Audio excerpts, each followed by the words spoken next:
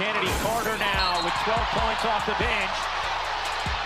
The crowd exploded. Some were in disbelief, others in fury. Caitlin Clark was down, flat on the hardwood. Kennedy Carter had just shoved the WNBA's biggest star to the ground. No play on the ball, no accident, just pure intent. And for a moment, it looked like Clark might stay there. But here's the thing, she doesn't just take hits, she answers them. And when she does, she takes over. June 1st, 2024, Indiana Fever versus Chicago Sky. A game that had been circled on calendars for weeks. The hype was real, the stakes were high, and the rivalry was brewing. From the moment both teams stepped onto the court, it was clear.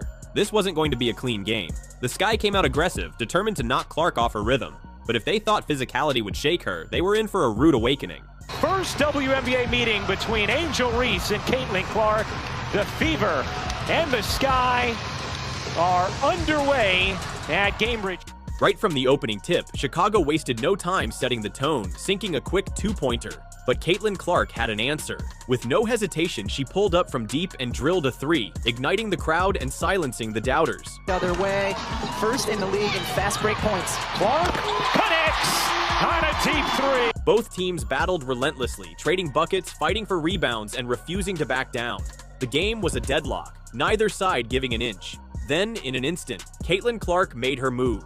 Not with a shot, but with a pinpoint laser pass, threading the needle for an effortless bucket.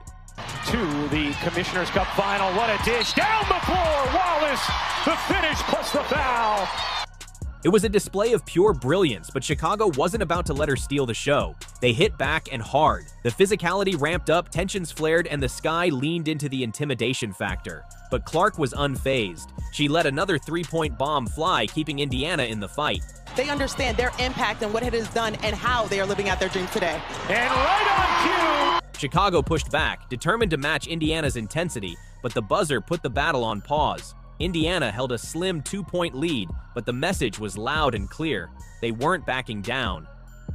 The second quarter tipped off, and Caitlin Clark wasted no time making her mark. With pinpoint precision, she fired a laser of a pass, setting up an effortless bucket and keeping Indiana in control. Caves and have allowed too much dribble penetration. Well, and it allows them. Oh, what a dime. My goodness, the pass from Clark.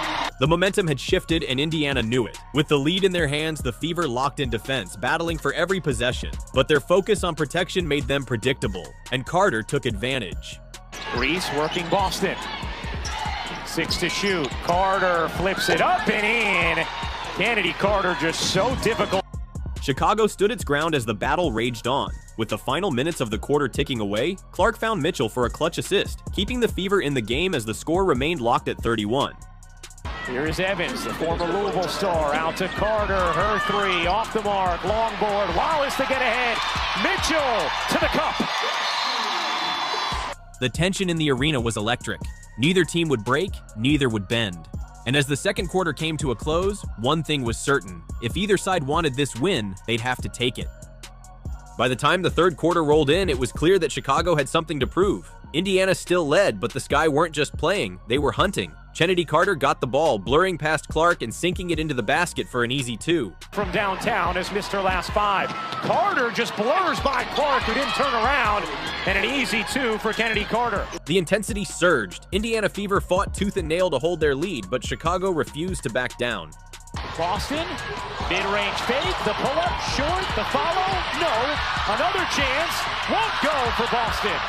Loose ball, this time, It was a fierce battle. Then, in a flash, it happened. With 15 seconds left in the quarter, Carter dribbled, drove hard to the rim, and nailed the shot. The crowd erupted. The Sky was surging back, and Carter was determined to make a statement. She stepped toward Clark and delivered a brutal shove, sending her crashing to the floor. Mabry doubled off to Carter. Her jumper is good. Kennedy Carter now with 12 points off the bench. And Clark. I mean, that's clearly a foul which was called. The question is, will they call it unnecessary? Kennedy Carter. The arena erupted as Clark hit the floor. She didn't even have the ball. The whistle blew, the refs reviewed the play, and a clear foul was called. A free throw was awarded, and Clark, as expected, sank it. One, and Clark goes to the line and hits the first.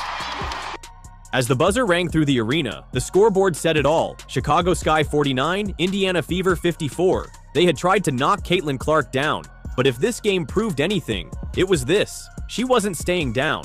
Not now. Not ever. And now, the final stretch. Chicago Sky locked in on Caitlin Clark, determined to shut her down. But Clark? She was about to prove with skill and poise that she was unstoppable. It didn't take long before she seized the moment to snatch a rebound and orchestrate a play so sleek and beautiful that it dazzled the fans and spectators. Carter met by Boston. Williams bricks it. Clark another rebound. Tosses ahead. Wheeler extra feed. Oh, that was pretty. The ball swished through the net, but Chicago struck back immediately, drawing a foul. Indiana not only got the fast break bucket, they earned a free throw too. The three-point play. The fast breaker, the match.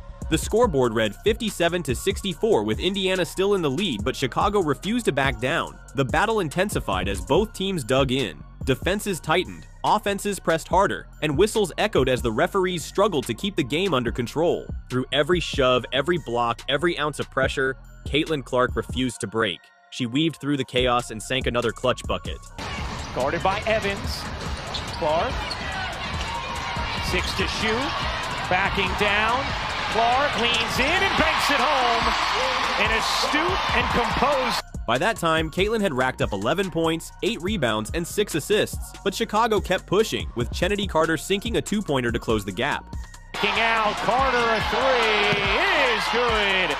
Kennedy Carter is. The momentum swung once more. As Chicago pushed for a three, Angel Reese sent Clark to the ground. A blatant foul, but the ref must have been staring at the ceiling because he didn't call a thing.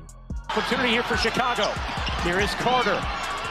Kicking it out. Evans fakes the three, takes the two, and knocks it down. A lot of contact from Reese on Clark underneath. No whistle, no call. Just shock and disbelief echoing through the arena as the game raged on.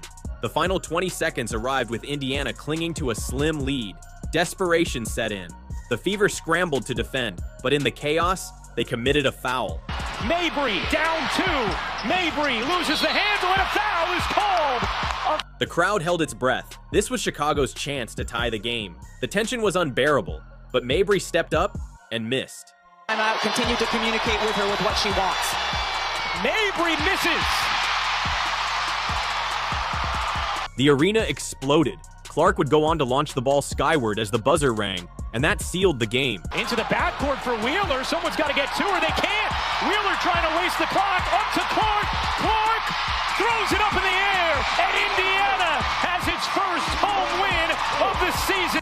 Indiana Fever had done it, their first home win of the season. Despite the fouls, the physicality, the pressure, Caitlin Clark stood tall and made them pay for it. As Indiana celebrated, Kennedy Carter, who had bulldozed Clark in the third quarter, could only bow her head. Silenced. The final score was Indiana Fever 71, Chicago Sky 70.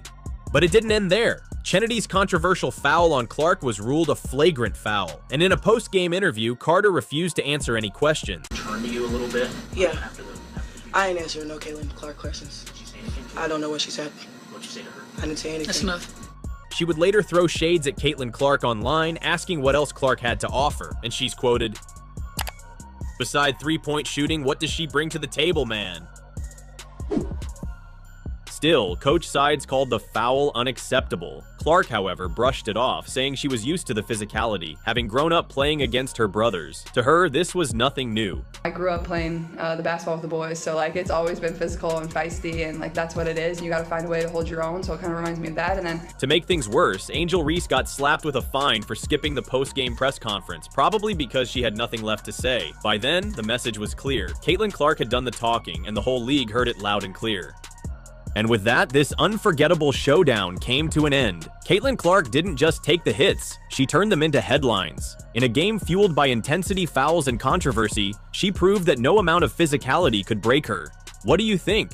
Did the game cross the line, or is this just part of the rivalry?